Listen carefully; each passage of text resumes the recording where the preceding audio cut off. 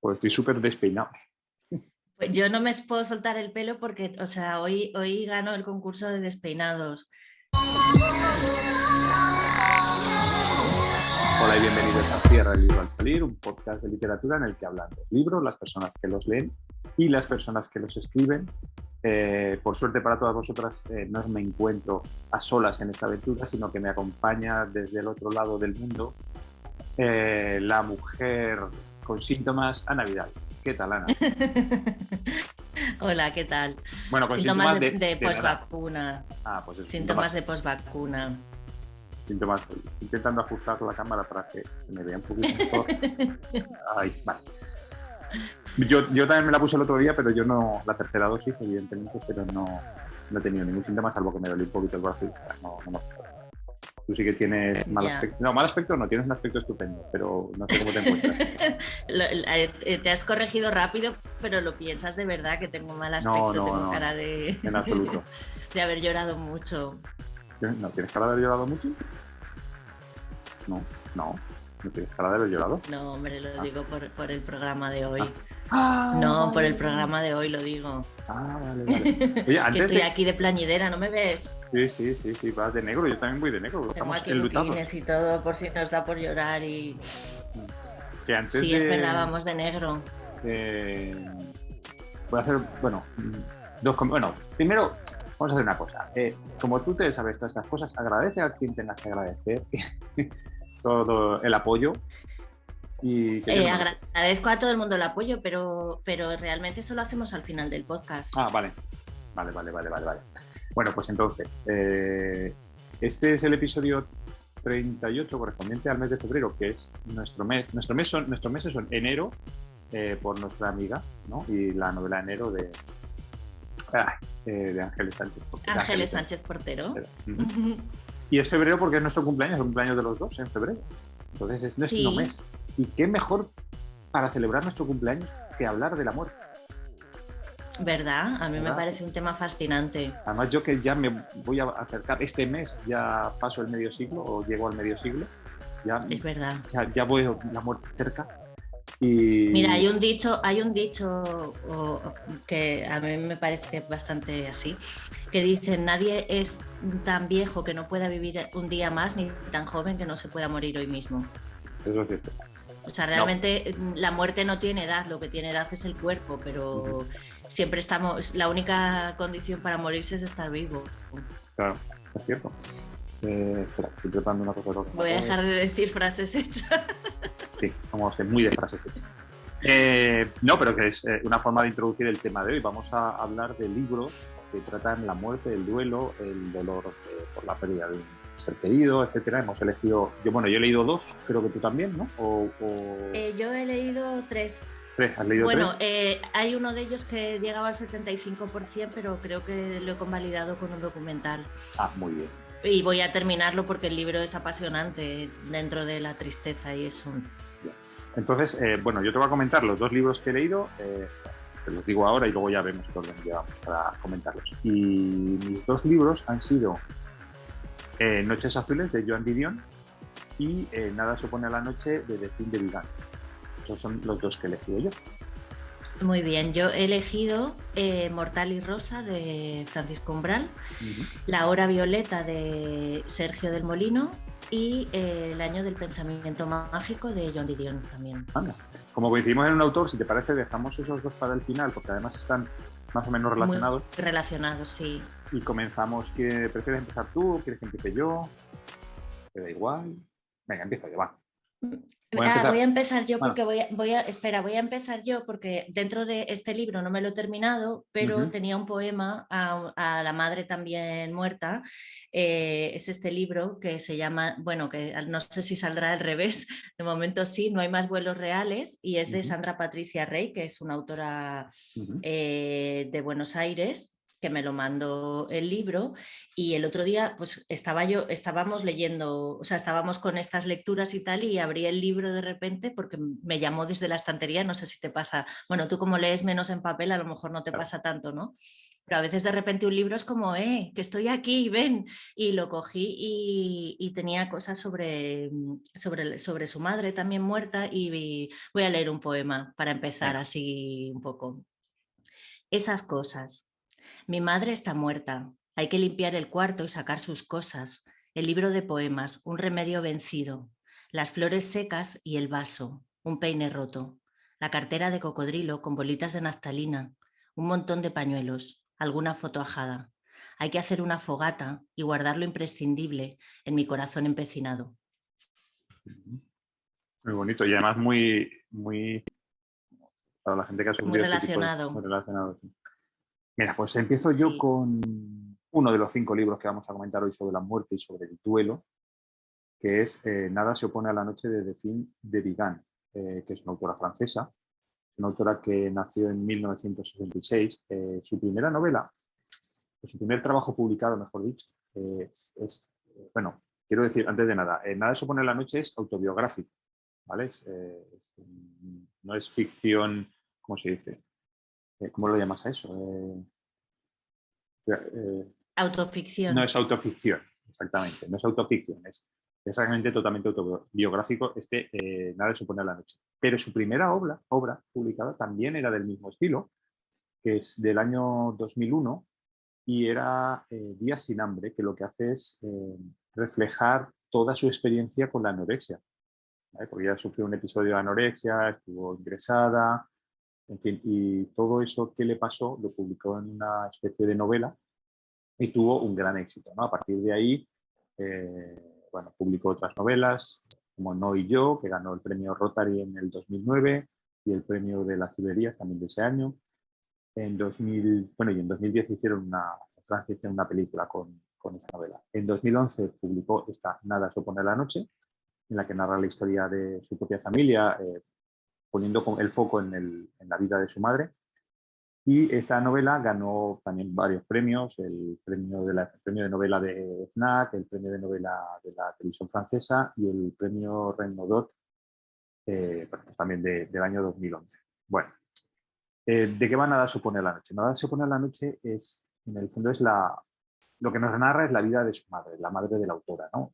Su vida, la enfermedad mental de su madre, posteriormente la enfermedad física de su madre, la muerte de su madre y cómo todo ello, todo este conjunto de cosas afecta tanto a su propia madre como a los de alrededor, ¿no? Pues a sus hijas, tiene 2 hijas, de fin tiene una hermana, y a la vez cómo su propia madre se ve afectada por todo lo que ocurre alrededor de ella, ¿no?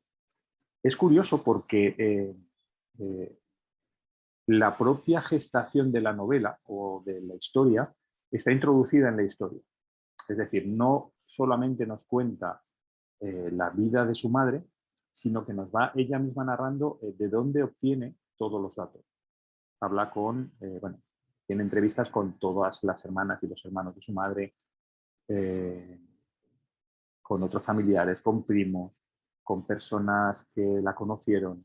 Recurre a vídeos estos familiares, ¿no? Grabados en los 70 y en los 80 con vídeo, con Super 8, incluso a fotos. Incluso recurre a grabaciones que su abuelo, es decir, el padre de su madre, grabó en cassette, no sé si habla de 20 y tantos cassettes o 30 cassettes, se dedicó a grabar la historia de la familia. Entonces también las escucha y las transcribe y entonces tira de todo eso. Pero todo esto te lo va contando. Te va contando de dónde va sacando los datos, de cuál es la reacción de los familiares a determinadas preguntas, al avance de la historia, ¿no? A los temas que va sacando a la luz.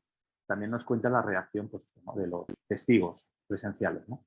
En ese sentido es una mezcla, o sea, la parte que cuenta la historia de su madre es, digamos, como una novela normal, y luego toda esta parte en la que ella va contando cómo hace la novela es más como un documental, ¿no? Porque pone en contacto con los testigos de la historia.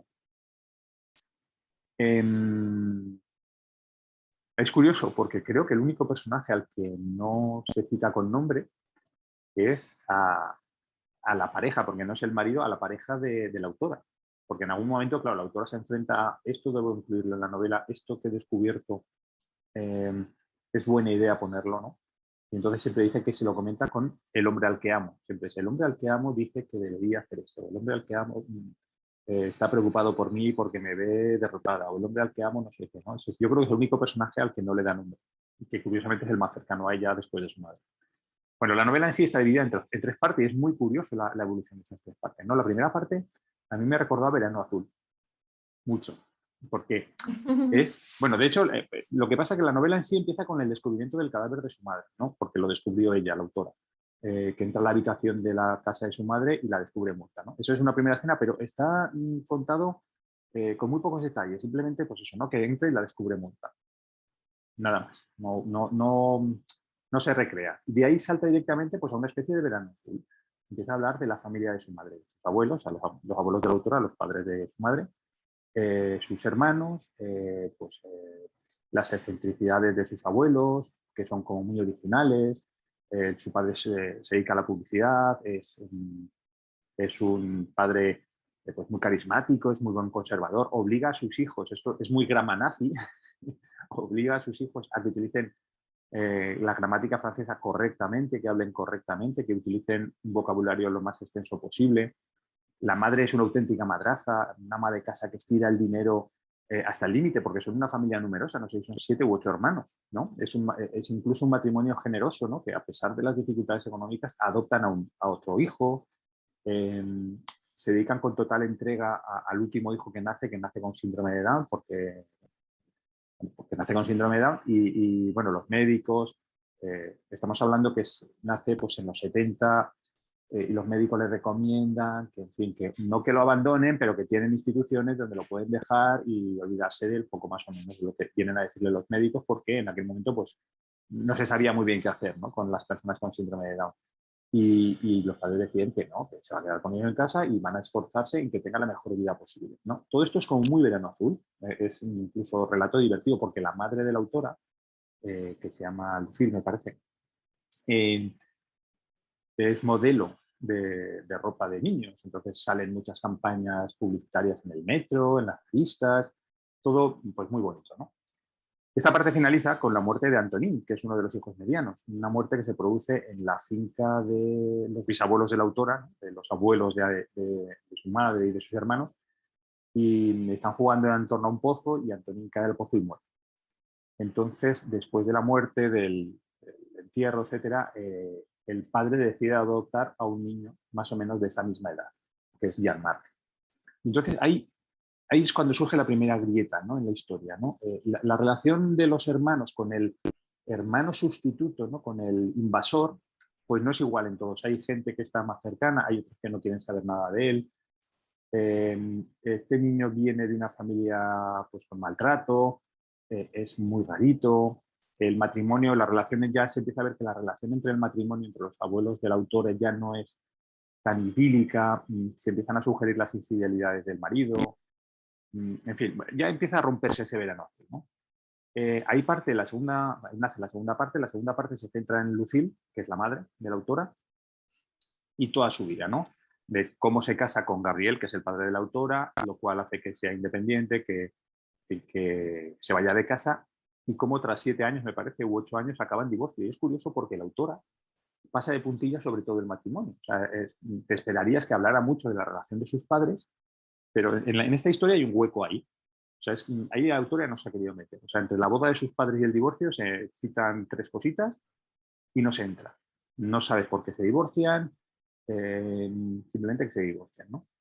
La madre de la autora, Lucille, se queda con sus hijas, tiene que salir adelante, va narrando los distintos trabajos que tiene, los distintos amantes que tiene, los distintos cambios de vivienda, de casa que van teniendo, eh, cuando las hijas se van de casa, cómo la enfermedad mental de la madre empieza a surgir, cómo la situación económica se empieza a deteriorar porque ella no puede trabajar, porque tiene su enfermedad mental.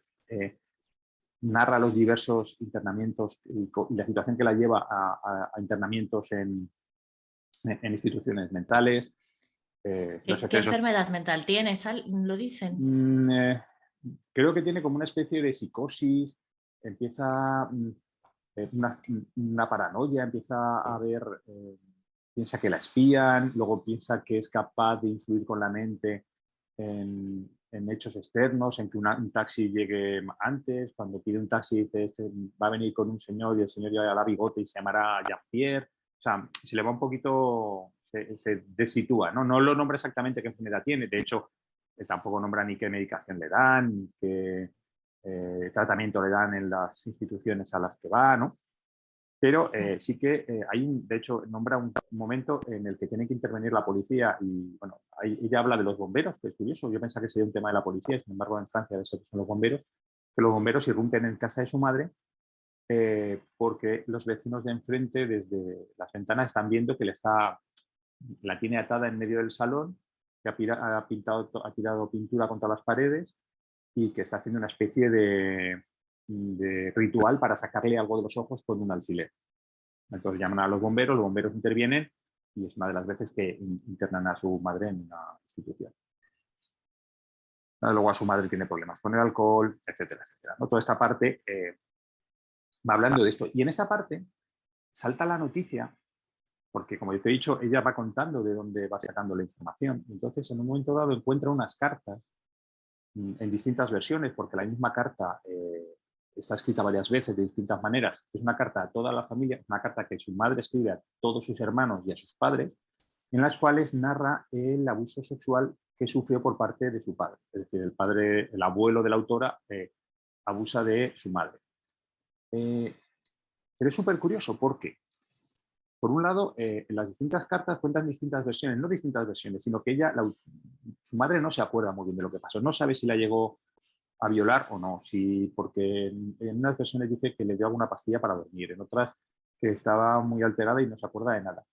Se queda en términos que no sabe realmente lo que ha pasado. La propia familia, es decir, sus hermanos y sus padres, absorben el golpe y nadie hace ningún comentario. No se rompe la familia, ellos continúan con sus reuniones de Navidad, a los que ella misma acude, sus semanas de verano en comuna, en la finca familiar, a las que ella también acude, a las que Lucille también acude. Nadie toma partido en ese tema, pero es que de hecho ni la propia autora, o sea, saca este tema e incluso saca otros ejemplos de la posible, ¿cómo se dice?, voracidad, o sea, que como que su abuelo era un depredador sexual, por otros ejemplos de amigas de su madre o amigas de sus tías, y saca ejemplos y entrevistas con otras personas que parecen poner en evidencia a su abuelo, pero lo deja también ahí. Eso es una cosa que me llamó mucho la atención, porque la familia a esta carta, a esta revelación del abuso sexual, no le da mayor importancia, pero la propia autora tampoco. O sea, lo deja ahí, habla un rato, unos capítulos de ese tema, y luego ya no vuelve a salir en toda la historia. Se queda pues como una anécdota, ¿no?, dentro de la historia. Es una cosa que yo pensaba, cuando sale el asunto en la novela, pienso que es un tema que se va a estirar y que va a estar apareciendo permanentemente en el resto de la novela, y sin embargo no es así. También en esta parte aparece la idea del suicidio. El hermano sustituto, el hermano que habían adoptado, muere realizando una práctica sexual. O sea, iba a ir a misa, es curioso, porque su madre lo estaba esperando para ir a misa. Sin embargo, él sube a su habitación porque no baja y se lo encuentra muerto, pues porque debía estar masturbándose con una bolsa de plástico en la cabeza y al final se ahoga y se muere. Otro hermano se suicida yendo al bosque y pegándose un tiro en el bosque, otro hermano de su madre. Primos también se han suicidado. Eso no es un suicidio, ¿no? Lo de la bolsa en la cabeza. No, lo de la bolsa en la cabeza. Lo que pasa que al principio no es un suicidio, lo que pasa que la familia, para evitar dar esa causa, cómo murió, lo que dicen es que se ha suicidado, ¿vale? O sea, la causa oficial de la muerte es suicidio, cuando en realidad era un juego sexual.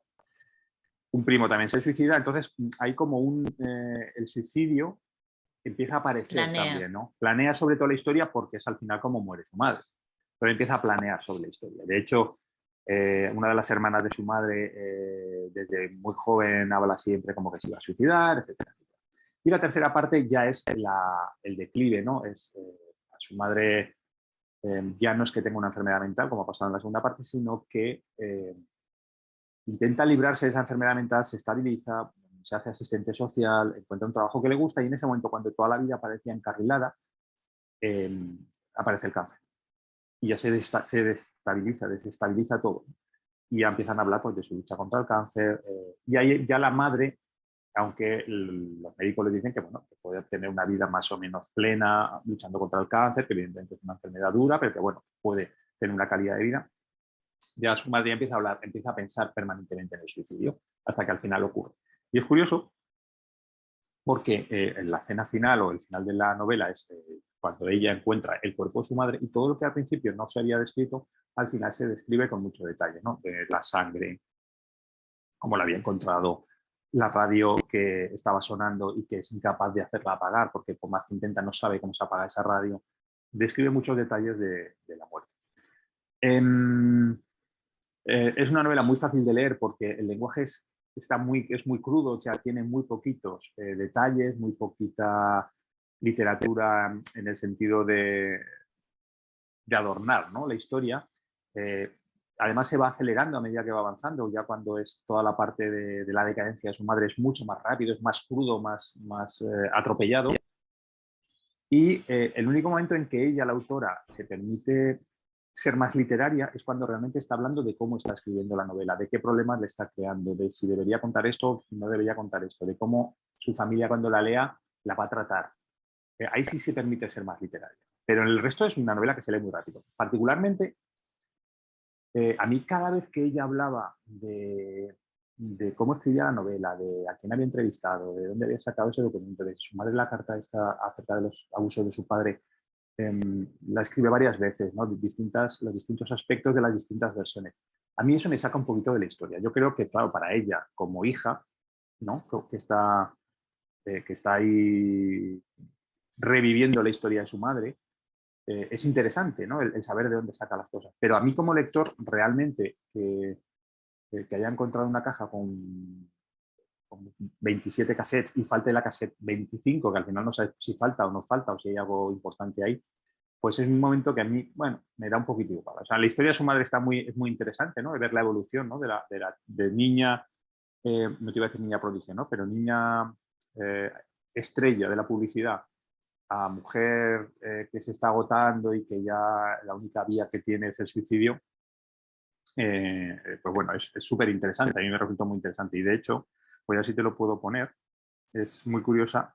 Bueno, por cierto, que el título del libro, Nada se opone a la noche, es de una canción, ¿vale? Es una frase, es un verso de una canción que le gustaba a la autora y por eso lo puse y la verdad es que es muy interesante.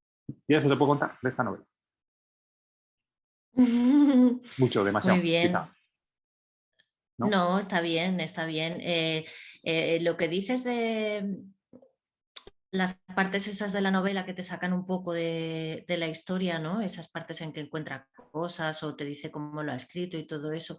Creo que eso es lo es lo que ayuda, digamos, al autor a superar lo que ha vivido, ¿no? De alguna manera, por lo que yo he visto si es que ayuda a algo, porque por lo menos entretiene o no sé, ¿sabes? No sé cómo decirlo. Los libros que me he leído yo me doy cuenta que de qué manera se agarran a las palabras, al lenguaje, a la forma de decir las cosas o de... o sea, es tan importante a las metáforas. En La hora violeta hablan de lo de las metáforas, habla de las metáforas de las enfermedades, lo de la lucha, luchar contra el cáncer, ¿sabes? Si tú no estás luchando, no tienes armas pero se define muy bien todo este lenguaje metafórico que te ayuda o no, simplemente lo vives así. O sea, estos libros, ¿por qué están escritos, no? Porque creo que es una manera, como dice Joan Didion con El año del pensamiento mágico en el documental, que ahora no me acuerdo cómo se llama el documental, pero hay un documental en Netflix que se puede ver que está súper bien. Para escritores está súper bien también porque habla mucho de ella y su marido, que eran los dos escritores, y cómo se ayudaban y la vida que tenían y todo eso, ¿no? Ay, se me ha olvidado lo que iba a decir. Estaba hablando Bueno, de pues las iba a decir algo que se metáforas. me ha olvidado. Sí, pero no sé qué, es que iba a decir una metáfora de algo, pero se me ha ido la cabeza. Bueno, da Vale. igual. Antes de que empieces a hablar, espera, disculpa, Ana, antes de Sí. que empieces a hablar con tu libro, esta mañana he visto, no es algo de ultimísima noticia, porque donde lo he visto no era de ahora, y creo que es algo que además hemos comentado, o algo parecido hemos comentado aquí en algún capítulo. En Holanda, una empresa de inteligencia artificial esa de hacer deepfakes, ¿no? O sea, vídeos de estos que parece que eres tú, pero no eres tú, ¿vale? Tiene un proyecto con la Academia de Cine holandesa y con el colegio de psicólogos o como se llame allí, que es para facilitar el duelo a personas que han perdido repentinamente a un familiar, ¿no? Les piden vídeos, fotos, crean un deepfake de esa persona, un actor seleccionado por la Academia de Cine estudia esos vídeos durante un tiempo para tomar el tono de la voz, el acento, los dejes, ¿no? Y un psicólogo dirige, digamos, cómo debe comportarse. Entonces lo que hacen es un deepfake con los vídeos de esta persona fallecida, se los ponen a las personas, a sus familiares, ¿no? Vivos, y empiezan a tener una conversación. Entonces el actor, o sea, el deepfake, evidentemente, pues sale un vídeo tuyo reaccionando y hablando, el actor imita tu voz en la medida de lo posible, y tu forma de hablar, y tus gestos y tus tics, y un psicólogo va dirigiendo lo que les tienes que decir, le va diciendo en la pantalla, por escrito, al actor lo que les tiene que decir, cómo tiene que reaccionar ante las preguntas de los familiares que están viendo al otro lado de la pantalla. ¿Vale? Es una manera de aminorar, que yo no sé si eso puede aminorar el duelo realmente o es peor. Justo, eso es lo que te iba a decir, que se me ha olvidado, que mientras estaban escribiendo estos libros, y de hecho Joan Didion dice que le cuesta mucho terminar El año del pensamiento mágico porque mientras estaba escribiéndolo es como si estuviera todavía con su marido. Y cuando lo termina es como que ese punto final es como cerrar algo, ¿no? Y aceptar algo que precisamente es de lo que habla El año del pensamiento mágico, de lo difícil que es la aceptación y de qué manera nuestro cerebro, nuestra conciencia o lo que sea nos va poniendo como trampas para no aceptarlo, ¿no? Bueno, pues si te parece, voy a hablar de Mortal y Rosa y de La Hora Violeta, que no tienen, como ves, tengo libros en papel, no tienen, o sea, no tienen nada que ver estos dos libros, pero tienen mucho que ver, porque en ambos casos son padres hablando de la muerte de su hijo por leucemia. Leucemia infantil, que es bastante agresiva. En el caso de Umbral, además, este libro lo escribió en el año 70, se publicó en el año 75, creo, 74, y la medicina pues algo habrá avanzado. O sea, a lo mejor fue más rápida la muerte del hijo de Umbral, no lo sé, porque también depende de... El caso es que me ha costado mucho leerlo y porque es un libro que está lleno de hallazgos poéticos, o sea, es precioso, puedes subrayar cada frase, pero es un poco delirante. Es un libro que él empezó a escribir como un diario y no tenía nada que ver con la muerte del hijo, y en mitad de que estaba escribiendo esto, el hijo enfermó y murió. Entonces, eso ha quedado recogido dentro de este diario, ya te digo, como delirante, ¿no? Al principio es un poco como, pues, como alguien escribe un diario, habla de sí mismo, ¿no? Y cuenta, pero en un tono poético, ya te digo, que es una pasada. El lenguaje de Umbral es una pasada, pero también como no tiene un hilo, no va a ninguna parte y todo eso, pues a mí me ha costado un poco, digamos, leerlo, y lo he leído un poquito en diagonal porque lo quería leer para el programa y lo dejé un poco a medias, y entonces me leí La Hora Violeta, que no tiene nada que ver porque es un libro, como comentabas con Delfín de Vigan. Me gusta muchísimo cómo escribe y es tan crudo este libro por lo que te cuenta, ¿no? Se van de vacaciones y a la vuelta de vacaciones el niño un día empieza a tener fiebre, van a urgencias y todo son malas noticias. Y cada vez que hay veces que sí que les dan una buena noticia, porque claro, la enfermedad pues le dan quimioterapia, le trasplantan la médula, están en una habitación que es como una especie de cápsula en la que no puede entrar más que uno de los dos y luego esterilizarse hasta... O sea, pasan de verdad un calvario de enfermedad, pero mientras están pasando eso, están con su hijo. Y solo había dos maneras de que esto terminara el calvario, una que su hijo se curase y otra que muriese. Y bueno, te cuenta todos los detalles médicos, los detalles de las personas que se van encontrando, no sé, los amigos que les ayudan, la gente que va a llevarles a dar una vuelta, a hablar con ellos, a darles de comer, o sea, la verdad es que yo porque a mí me cuesta, o sea, yo no suelo llorar leyendo, pero, pero yo creo que es un libro para llorar mucho, ¿eh? Porque te emociona mucho, las propias emociones del autor, del padre de este niño, su mujer, la familia, las enfermeras, todas esas cosas como que te tienen al borde de todo el rato del llanto, ¿no? Ujú. Y bueno, lo que te digo es eso, que no sé hasta qué punto, o sea, esto por supuesto es que no puede hacer otra cosa. Un escritor al que le está pasando algo así, a lo mejor no puede hacer otra cosa que escribirlo, ¿no? Para estar en ese momento con su hijo, supongo que lo escribió Simultáneamente. al Ah, terminar todo esto. Sí, entonces es un tiempo como lo que tú dices, como hablar con una máquina que te recuerde a esa persona, o sea, pero en realidad es porque no estás preparado para cerrar el duelo, ¿sabes? Bueno, es que el duelo ya sabemos que no es una cosa de un día ni de dos y en este libro, en La Hora Violeta, Sergio del Molino habla también de muchas referencias literarias, habla del Mortal y Rosa y por eso luego lo retomé Mortal y Rosa porque dice que a mitad del libro es cuando empieza a hablar de lo del hijo, entonces lo retomé para ver esa parte en la que ya no está hablando de sí mismo y de delirios consigo mismo, sino que ya habla de delirios, pero delirios sobre la muerte, sobre la enfermedad y la muerte de su hijo. Y claro, es que tiene como tanta belleza Umbral hablando de todo esto también. ya. Yo creo, de todas Es maneras, muy... porque Sergio del Molino, Sí, si no me confundo, es aragonés, es un escritor aragonés. Lo voy a mirar, que yo creo que es así. sí, es de Es de Zaragoza. Zaragoza. Y creo que Irene Vallejo también le pasó algo con su hijo.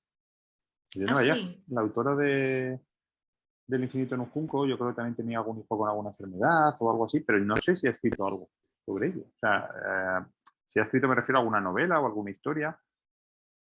Pero lo voy a buscar, por curiosidad. Claro, para que si busco Irene Vallejo solo me va a salir el Infinito en un Junco. Yo tengo otro libro de Irene Vallejo, ahora no me acuerdo, no sé qué de los arqueros. Mm, Lo estoy mirando. Pero vamos, continúa, ahora te lo digo, ¿vale? Sí, Si lo hay encuentro. una cosa que me llama la atención de todas estas historias y es que todos recuerdan que estaban haciendo en el momento en el que ocurrió, ya sea en el caso de Umbral o Sergio del Molino, eh, en el momento en el que se enteraron de la enfermedad, o sea, de que empezó la fiebre y fueron al hospital y todo eso, Ujú. o en el caso del pensamiento mágico, pues en el momento en el que murió el marido, ¿no? Y aquí Umbral habla de que fue a comprar una lámpara y probablemente al volver de comprar la lámpara se encontró a su hijo con fiebre, ¿sabes? Qué importante se vuelve ese momento en el que eras inconsciente de lo que estaba pasando y en el que de repente te haces consciente, ¿no? Tú, como dice Joan Didion, un día vas a cenar y de repente todo cambia, ¿no? No lo dice así, lo dice mucho más bonito, pero pues un día vas a comprar una lámpara y cuando vuelves con la lámpara a tu casa se apaga todo, se derrumba el mundo o a lo mejor esa lámpara alumbra cosas que preferías no ver o no sé cómo estos son mis palabras, no las Sí, suyas. sí, sí, sí, ya, ya. Y en el caso de Sergio del Molino también habla de esas últimas vacaciones que ellos pensaban que iban a seguir viajando mucho con su hijo y que iban a hacer otras cosas y de repente fueron sus últimas vacaciones, ¿no? Y ya pues ya disfrutaron más bien poco, aunque tuvieron algún momento en que el hijo salió del hospital y pudieron pasar unos días intentando que pareciera todo normal, pero claro, ya nada es normal. Yo creo que ya, incluso si se hubiera curado el hijo, ya nada vuelve a ser normal, ya te persigue como ese abismo, ¿no?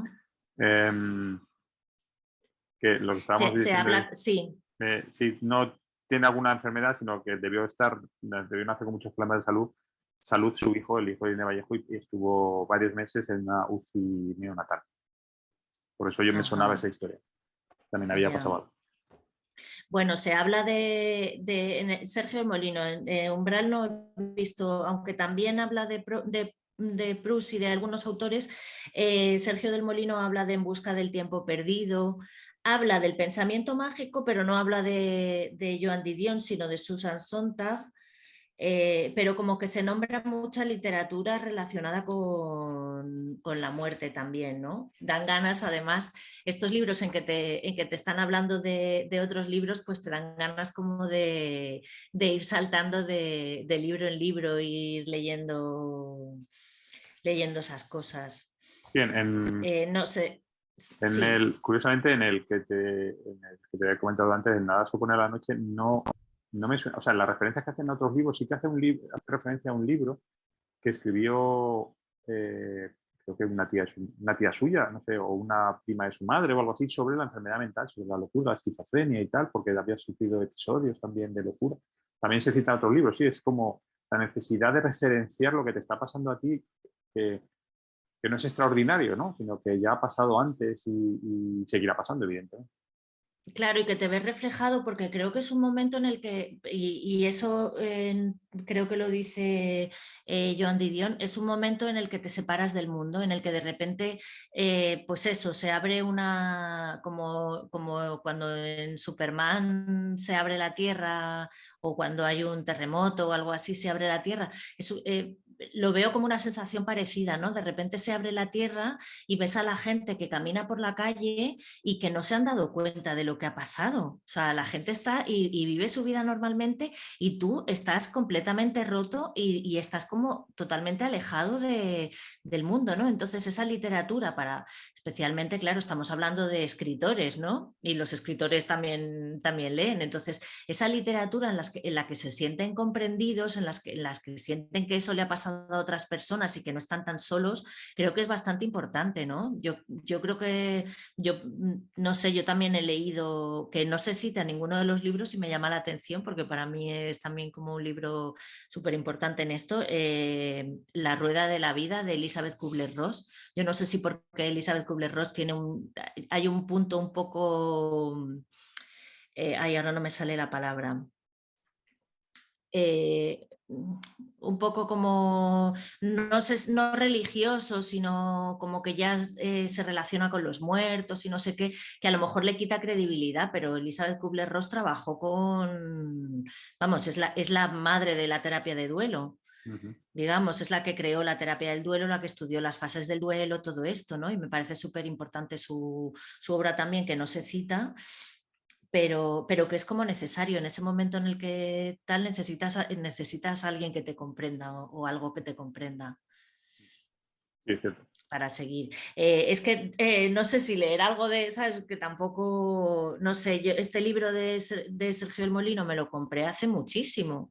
Yo creo que lo compré, si no cuando salió, 2 o 3 años después, y lo empecé a leer y no pude seguir leyendo porque era durísimo. Yo creo que lo dejé como con un cuarto de libro o algo así y no pude seguir, y la verdad es que me ha gustado mucho leerlo, me ha parecido un gran libro, pero claro, difícil, es un libro difícil, ¿sabes? O sea, y además ser espectador o espectadora de la muerte del hijo de alguien, pues también es como, no sé, ¿dónde te sitúas ahí, ¿sabes? Sí. No sé, es un... Sí, no, y sobre todo cuando hay niños es como muy angustioso. Yo me recuerdo que lo comentamos cuando leímos Basilisco, hay un relato dentro de Basilisco que es un padre que sale al mar y entonces se le hunde el barco, no sé qué pasa, y va con 2 niños muy pequeños y no es capaz de llegar a la orilla, ¿no? Entonces a mí se me hizo tan angustioso ese relato, ¿no? Que parecía que es que se iban a morir, porque ya no narraba que ya los tíos se dormían, se enfriaban. Que tuve que saltar páginas, o sea, ir al final y a ver si se salvaban o no se salvaban, porque es que no era capaz de soportar la angustia. Y cuando en estos casos, que sabes que además es 2 cosas. Primero, que es una historia real, ¿no? Que es algo que le ha pasado y que te está narrando lo que le ha ocurrido y sus sentimientos y su proceso y etcétera, etcétera. Segundo, que es algo que eres consciente que te puede pasar a ti. Tenemos hijos y es que son cosas que te pueden pasar en cualquier momento, ¿no? Y se hace muy angustioso leer esto. La novela Sí. que he comentado yo, Nada supone la noche, de Fin de Divan, no pasa eso. Es muy narrativa y además empieza en un tono muy feliz, muy jovial, muy luminoso, aunque luego se va oscureciendo y y van apareciendo grietas y se va desmoronando toda esa felicidad. Pero no es una sensación de angustia y entre otras cosas, pues, porque evidentemente la madre de la autora ya es muy mayor cuando se suicida, ¿no? Claro, es Entonces que es es distinto. diferente. Es un proceso Sí. más largo, ¿vale? Y yo entiendo el dolor de la hija por la muerte de su madre después de todo lo que te cuenta que ha sufrido y la necesidad de reconstruir su historia y las razones que la han llevado ahí, pero no se te hace doloroso. Se puede leer con cierta separación. En el caso de La Hora Violeta también me llamó la atención que te están contando como que ha mejorado, qué tal, y le tienen que dar el resultado de unas pruebas y creo que no sale muy bien y de repente no te dice nada. Y, o sea, de repente no sabes qué ha pasado y lo siguiente...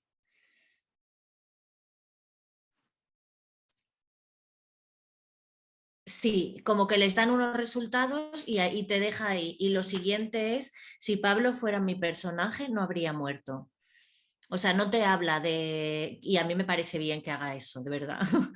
O Sí, sea, llega un momento porque hay... que tienes que tener una cierta intimidad Sí, y es como guardarte que cosas. mantiene esos últimos días, que no sé cuánto tiempo fue, ni nada de eso, pero llega un momento en el que cierra y no cuenta ese último momento y el siguiente paso. Y entonces yo leí y, ¿sabes? Como que leí esta frase y dije, ay Dios. Y si yo pensaba, porque aunque sé lo que ha pasado, ¿no? Porque, bueno, pues sigo a Sergio del Molino en las redes, ahora tiene un hijo creo que tiene 10 años y bueno, y le leo y todo eso, pues no, ya sé lo que le ha pasado, pero aún así yo espero que se salve el niño, que en este Claro. libro se salve y que cuando mire las redes, Sergio del Molino hable de su hijo Pablo también, que está vivo, o sea, no sé, es como inevitable querer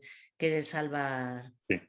al niño. Y luego dice, después de lo de si Pablo fuera mi personaje no habría muerto y habla de quién sería su hijo si él hubiera escrito la historia, al final dice, pero esta historia la han escrito otros por mí, yo solo la estoy llorando. La verdad es que me voy a poner a llorar Nada, aquí vale, en vale. mitad de...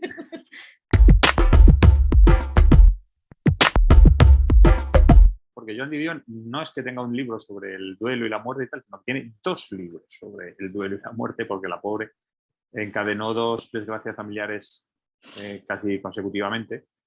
Creo que el fallecimiento del padre es previo, ¿verdad? O sea, de su marido me refiero. Es previo a la muerte de su hija, ¿no? Sí, es justo como 2 años y pico antes. Esto es Uh -huh. lo que decía, que estaban cenando y venían de ver a su hija en el hospital, que tenía una neumonía así bastante complicada y tal, y estaba en un hospital en Nueva York y habían ido a verla y creo que estaba como en un coma inducido, no sé, estaba muy mal y volvieron a casa, no sabían si cenar en la calle, o sea, cómo poner el acento en qué pasó ese día, ¿no? No sabían si cenar en la calle o cenar en casa o qué hacer y al final ella dijo, vamos a encender la chimenea y cenamos en casa.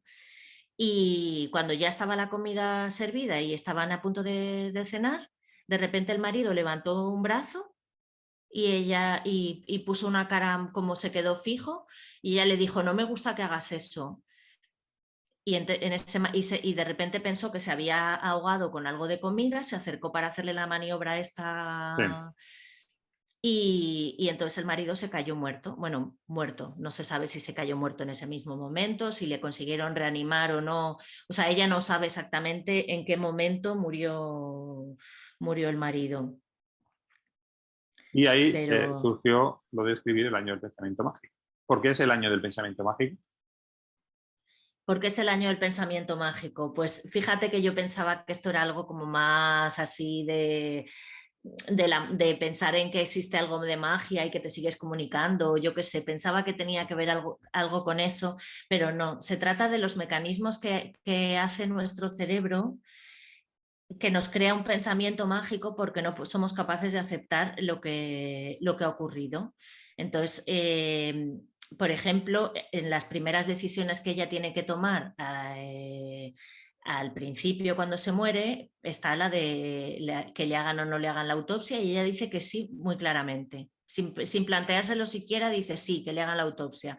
Y luego un poco más adelante le dicen que si quiere donar los órganos de su marido, aunque el marido no había estado conectado a un respirador artificial para mantener sus órganos vivos. O sea, y ella de repente pensó, ¿y qué órganos? Y luego dijo, sí, se pueden donar las córneas, ¿no? Y eso dijo que no directamente. Entonces ahí ella pensó, ¿y por qué he dicho que sí a la autopsia y no a donar órganos? Y dijo, claro, mi pensamiento era que si le hacían la autopsia se iban a dar cuenta de que era lo que había fallado y lo iban a arreglar y él iba a volver. Dice, pero claro, si le quitaban sus órganos no podía volver. Claro. Y igualmente dona una ropa que había como en una habitación o en un armario o algo así, saca toda la ropa tranquilamente, pero luego se va a su armario y mira los zapatos y piensa, no puedo donar sus zapatos porque ¿cómo va a volver sin zapatos? Y ese es el pensamiento mágico que es inevitable. O sea, que yo creo que es como inevitable porque no eres capaz de aceptar la muerte. La negación, ¿no? Digamos que es la fase del duelo de la negación, en que como no puedes aceptar la muerte, pues te inventas un poco estás esperando a que vuelva. Y hay un momento en el que te enfadas, que es la fase de ira, porque dices, oye, ya ha estado bien, o sea, esto ya ha estado bien, ya, vale. Ha sido muy Vuelve. gracioso que te murieras, pero ahora ya puedes volver porque yo ya, mira lo bien que lo he hecho todo. He hecho todo lo que tenía que hacer para pasar un buen duelo. Ahora, por favor, vuelve. ¿Sabes? Yo creo que tiene que ver con eso, con ese pensamiento mágico y es una pasada la cantidad de cosas que cuenta sobre ese pensamiento mágico que... Mira, pues por ir comparando libro a libro, Sí. ya que los dos van de lo mismo, Las noches azules van sobre la muerte. Es que voy a decir una maldad. Las noches azules no van sobre la muerte de su hija, las noches azules van sobre Joan Didion.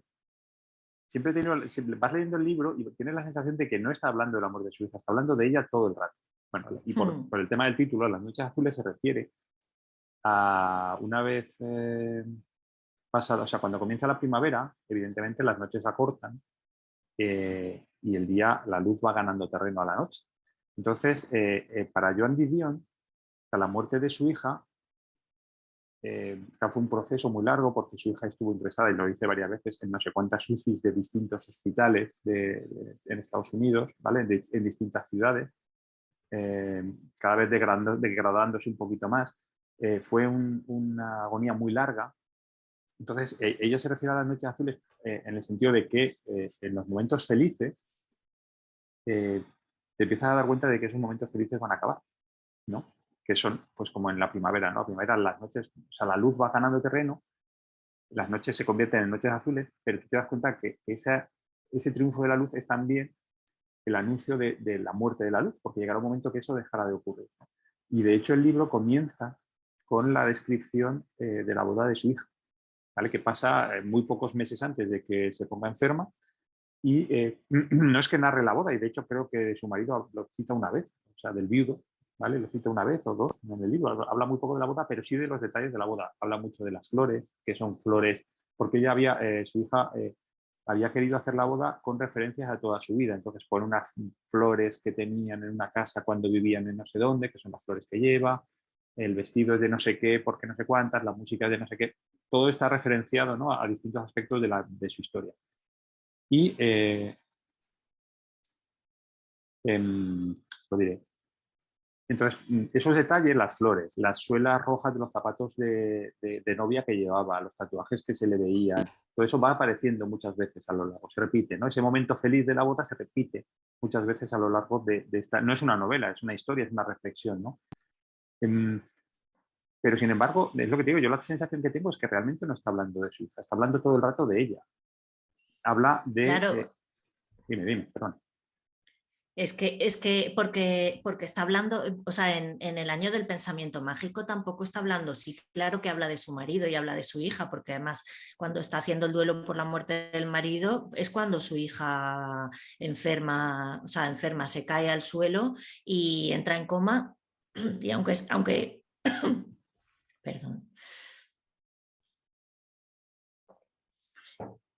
No, ahora no te... No, ahora no tienes voz.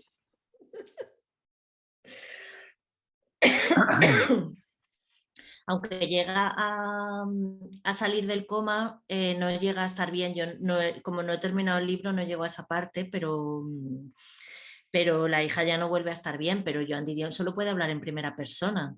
Sí, O sea, sí. ella necesita hablar de lo que le pasó a ella. En Las noches azules, pues ya te digo, empieza con eso, con el tema de la boda, ¿no? Como el momento feliz y como ese momento feliz lo que te estaba contando. Aunque lo ilumina todo, o sea, va a desaparecer, ¿no? Va a acabar desapareciendo ese momento feliz. Entonces, luego pues habla un poquito de pues, su hija que se llama Quintana Roo. Quintana Roo es el nombre del estado mexicano donde se encuentra Cancún y la Riviera Maya, ¿vale? Eso es Quintana Roo. Entonces, a ella la llaman con ese nombre, no, además lo cuenta por qué, pero no, ahora mismo no lo recuerdo, y cuenta su adopción, cuenta las cosas que hacía de pequeña, cuenta cosas, pero son detalles, ¿vale? Realmente sobre lo que está girando todo el rato la historia de Las noches azules, que por cierto es un libro muy cortito, es todo el rato sobre la felicidad, o sea, que los momentos felices se extinguen, o sea, y cómo no sé cómo lo expresa ella, sino cómo que, o sea, que a posteriori nosotros tendemos a darle mucho más valor a determinados recuerdos de lo que tienen en el momento cuando los vivimos, ¿no? Es una idea que flota todo en el ambiente, ¿no? De cuando el momento, la boda, por ejemplo, ¿no? Los zapatos rojos de su hija, todos esos detalles en ese momento no se les da tanta importancia, pero sin embargo se quedan dentro y les damos una importancia en el futuro muchísimo mayor de lo que realmente tienen. Y otra de las cosas de las que habla mucho Joan Didion en este libro, sobre todo en la última parte del libro, es de su propia decadencia. ¿Vale? Nos va contando, pues eso, ¿no? La enfermedad de su hija, no nos la cuenta porque no nos da detalles, sino simplemente pues, que está ingresada. Y lo que te he comentado antes de cómo ocurre con otras personas, lo que le pasa a otras personas también pasa, porque empieza a hablar de las muertes de sus conocidos, o sea, ya no de la de su hija, ¿no? Empieza a hablar de ciertas actrices que conoce, pues que han fallecido en un accidente de esquí, que no sé qué, pues fíjate, estuvo viendo a mi hija visitándola en una UCI y un mes después ella misma estaba en una UCI en otro hospital de la ciudad porque había tenido un accidente. Empieza a hablar de distinta gente a las que ella ha conocido, que se han relacionado con su hija, que han ido muriendo de distintas maneras, ¿no? Y luego al final se centra en sí misma, ¿no? en su propio envejecimiento, en cómo pues empieza a tener problemas, tiene miedo de caerse por la calle, empieza a tener enfermedades. Te voy a leer un fragmento, dice casi al final del libro. Déjenme que vuelva a intentar hablarles de forma directa. En mi último cumpleaños, el 5 de diciembre de 2009, cumplí 75 años. Fíjense lo extraño de la construcción. En mi cumpleaños cumplí 75 años. ¿Oyen ustedes el eco? 75 años. Fíjense también, pero voy a saltar un poquito, el envejecimiento y sus evidencias constituyen los acontecimientos más previsibles de la vida y sin embargo siguen siendo asuntos que preferimos dejar sin mencionar, sin explorar. Yo he visto cómo se les inundaban los ojos de lágrimas a mujeres crecidas, mujeres amadas, mujeres con talento y éxito por la simple razón de que una criatura pequeña que estaba con ellos, un sobrino, una sobrina, las describía como arrugadas o les preguntaba cuántos años tenían. Al final del libro, pues eso, ¿no? Va hablando de su vejez, de cómo se plantea a quién quién debería ir a su casa cuando ella muera, porque ella vive sola, que es viuda, no tiene hija, acaba viviendo sola en un apartamento de Nueva York, y ella piensa que, claro, va a morir probablemente en la cama sola, y a quién debería facilitarle llaves de su casa para que sea la persona que descubra el cadáver. ¿Vale? Y por eso dice que una de las cosas en las que no estamos preparados para asumir es pues, nuestra propia muerte y nuestro propio envejecimiento. Y al final de la novela habla mucho de eso, mucho de los recuerdos, de cómo los recuerdos realmente toman forma en el presente cuando no la tomaron en el pasado, y sobre esto, ¿no? Sobre cómo ella misma va sintiendo que el final se le acerca. Que en ese momento no falleció unos años después, pero bueno, falleció hace poco, ¿no? Hace poco, hace muy poco. Hace muy poquito, en el 21, y esto estamos hablando de 2009, 12 años después. Sí. No, pero ya en ese momento ella ya veía que llegaba el momento de... Pues ayer en el documental que estuve viendo, que lo terminé de ver ayer, justo me quedé, vi la primera parte del documental en que hablaba de su vida, con su marido, con la gente que iba a su casa, con su hija, todo eso, ¿no? Que hay una curiosidad, y es que Harrison Ford fue su carpintero en una casa que tenían en Malibú. Creo que tenían una casa ahí junto a la playa y querían hacer una ampliación, una habitación y no sé qué, y contrataron a Harrison Ford, que todavía no era actor, era carpintero, y luego hacían fiestas en su casa y le invitaban siempre, y decía Harrison Ford que intelectualmente eran todos como muy, pues gente muy culta, muy lista, muy tal, y que él se sentía siempre como menos, pero que siempre le trataron fenomenal y siempre le hicieron sentir uno más que es curioso, porque lo cuenta Harrison Ford ya mayor, no lo cuenta, o sea, el documental se habrá hecho no hace mucho. Después, me parece que la cicatriz que tiene Harrison Ford por aquí, creo que es también por alguna cosa de la carpintería. Mira, yo no sabía que había sido carpintero. Sí. Bueno, que es carpintero, porque dice actor y carpintero, ponen en el documental, que pone el nombre de la persona, pone actor y carpintero. Digo, qué bien que se siga identificando como... Sí.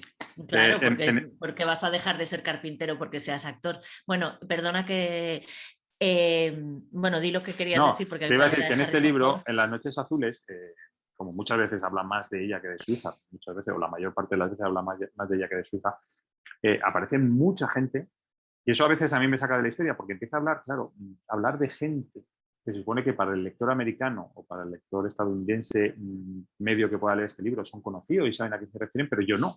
Entonces habla como personas totalmente reconocibles, una serie de personas que, claro, luego vas a tirar de Wikipedia y ves que son productores de cine, actores, son escritores, sí. Hacen mucha referencia a mucha gente que han conocido, que han ido a visitar a su hija cuando estaba en la UBI, en fin, muchas de esas referencias que luego te pegas todo el rato con el móvil, que a mí me saca un poco también de la historia, ¿no? No hay notas claro, del porque traductor. Tú no les conoces. Claro, el traductor no ha puesto notas. Ya. Entonces, claro, llega un momento que te habla de alguien y dices, ¿quién es esta? Y empiezas a mirar, ya, pues sí, pues, no sé quién y no sé cuántas. Y empiezan a hacer muchas referencias a eso, a cuando estuvimos, porque su marido y ella debían ser escritores y guionistas, porque hay muchas veces que hablan... Sí, pues, sí, también hicieron películas. Que iban con su hija a rodajes, etcétera. Y luego hay una parte también al final de la historia de esto que habla un poquito de... Es curioso, ¿no? Bueno, su hija es adoptada, y muchos años después logran ponerse en contacto con ella su familia, ¿cómo se dice? Biológica, ¿no? Ajá, sí. Entonces, es curioso porque logran poner en contacto, tienen una cierta relación y también acaban muriendo. O sea, yo decía, todo el mundo que se acerca a este libro acaba muriendo porque el hermano biológico de ella muere, la madre biológica también muere por no sé qué circunstancia, no sé si la mano se suicida o qué le ocurre. En fin, que parece como que todo el mundo que se acerca o todo el mundo al que cita Joan Didion en el libro, que deja acercarse al libro, acaba muriendo de una manera u otra, ¿no? Como diciendo, bueno, esto es mal de muchos, consuelo de tontos. O sea, aquí nos morimos todos y todo el mundo que se acerca a este libro muere. Ya. Bueno, la segunda parte del documental la vi ayer y ya empezaba justo empezaba con la muerte del marido y la enfermedad, el coma de la hija y la muerte de la hija. Ella escribió El año del pensamiento mágico y se lo dio a la editora y para revisar y corregir y todo eso, y se publicó, ¿no? Entonces luego como que no sabía muy bien por dónde tirar y decidió escribir una obra de teatro.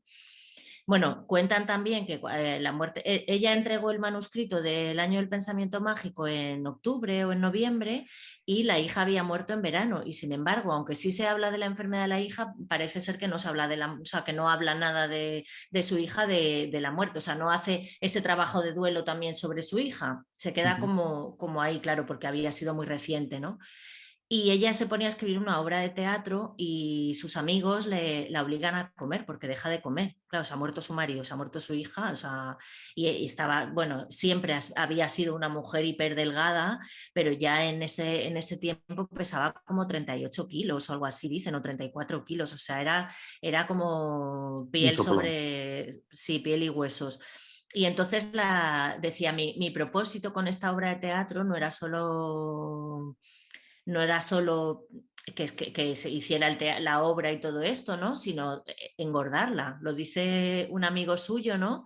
Y entonces cuando termina la obra o algo así, como que le dice el amigo, dice, muy bien, Joan, esto ha estado muy bien, ahora tienes que escribir un libro sobre la muerte de tu hija.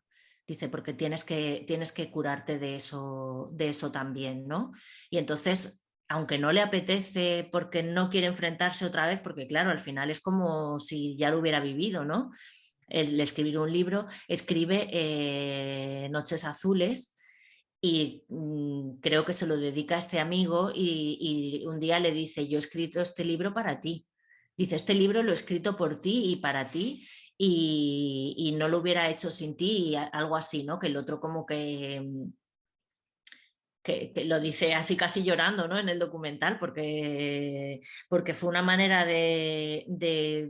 pues que al final es una manera, no te cura, pero te ayuda, ¿sabes? Ya. Lo estaba mirando y en la edición que tengo yo pone solamente dedicado a su hija, a Quintana. No Claro, pone... no sé si se lo dedica o simplemente habla con él y le dice, este libro lo he escrito por ti. Ya. Esa obra de teatro a la que alude sale cuando al final está hablando ya de ella, de su propia decadencia, sale en el sentido de que habla que va a los ensayos y creo que va a todas las representaciones incluso porque nombra como que es una costumbre para ella. De hecho, me parece que se cita a Vanessa Redgrave, que es amiga de Joan Didion Sí, sale en el documental Vanessa Redgrave. y es amiga de Joan Didion y está muy relacionada con la familia y no sé si es la protagonista de esa obra de teatro, creo que sí. Entonces, al final del libro, hablando de su decadencia, pues ella está citando que ella acude todos los días a los ensayos y a la representación de la obra, que se queda con el diario del escenógrafo, no sé qué profesional del teatro es, pero que lleva un diario, ¿no? Que dice, pues la representación de hoy ha estado muy bien, el público ha estado muy atento, Vanessa ha estado bien, o aquí Vanessa este otro día ha estado mal, ha estado despistada o dudosa, no sé, en fin, ¿no? Bueno, pues ella cuenta eso y entonces cuenta que en un momento dado le empiezan a decir pues, cosas que ha hecho, pues, la última representación o sea, porque ella tiene una costumbre que es ir a no sé qué restaurante, encargar no sé cuántos bocadillos, llevarlos allí para al final de la representación para que lo coman los actores, celebrar una fiesta, beber no sé qué, y que llega un momento que empiezan a citar de tal día que ha hecho no sé qué y no se acuerda. Y empieza a darse cuenta que hay veces que ha ido al teatro, que ha hecho la misma rutina de siempre, que han hecho la fiesta post-obra, por representación, y que no lo recuerda. ¿No? Empieza a darse cuenta que no recuerda, luego empieza a citarse que tiene mucho miedo de sentarse en una silla para ver los ensayos porque teme no poder levantarse y caerse. Entonces ya empieza a hablar pues, eso, de su propia, lo que te he comentado antes, ¿no? Ya al final de este libro es su propia decadencia y cómo ella ve pues, que la muerte se le va a acercar y se le está acercando. Y nos hemos puesto súper alegres hoy en este episodio. ¿A que sí? Se trataba de eso, ¿no? Se trataba de eso. En fin, De no sé qué. celebrar nuestro cumpleaños con alegría. Exactamente, y de bien, y colores, y porque hoy es febrero, que es el mes del carnaval y del color, ¿no? Y de la música y de la diversión, pues nosotros hemos venido con la muerte y el luto. Es lo que hay que hacer. Bueno, nosotros vamos a la muerte de la sardina, ¿no? Ya estamos preparados para Sí, la muerte de la vamos sardina. Yo no sí, sé en tu exactamente. pueblo, pero aquí han suspendido el carnaval. Sí, O sea, aquí, lo han retrasado. En uno de los pueblos han dicho que lo van a hacer en agosto y los demás no lo sé. aquí de momento es que en carnaval no va a haber, evidentemente. De hecho, así en Aragón las fiestas más cercanas de febrero son en Teruel la representación de la leyenda de los amantes de Teruel, ¿no? Que se hace el fin de semana de San Ajá. Valentín, el fin de semana más cercano a San Valentín, que eso ya lo han rechazado. Han dicho que lo harán en marzo si se puede hacer. Normalmente era ese fin de semana en San Valentín. Y nada más, pues te puedo contar yo de Joan Didion. ¿Te querías contar tú algo más? No, no sé si queríamos hablar algo de una pareja de... ¿Te acuerdas o no? Sí, De sí, Cela sí. y... Ah, Es que Estaba pensándolo y yo decía, claro, para lo que se publique esto, que se publicará el... Ya está, ya no es trending topic, ya hay que decirlo que... Claro, esto si fuera en el siglo XIX, pues tendríamos años para hablar de este tema, pero como ahora Twitter y Facebook y todas estas cosas, todo dura 24 horas o menos, pues a lo que esto salga el 7 o el 8, el 7 de febrero, ya, bueno, nadie se acordará de esto y sonará como una cosa del siglo XIX. 6 de febrero. 6 de febrero. Pero no podemos dejar de hablar de la carta de Marina Castaño a su marido, ese intento de entrevista a destiempo que nos ha intentado copiar. Pero fíjate, porque esto hay que decirlo, que tú entrevistaste a Cela hace un par de años a lo mejor, y en ningún momento habla de Marina Castaño. ¿Tú lo has revisado la entrevista? Creo que no se acuerda de ella. No, habla de su infancia, de cuando fue al instituto y no estudió lengua porque el cambio de planes impidió que estudiara gramática, me parece. Y todo eso, y habla de los curas y todo eso, pero no me suena, no dejó pozo.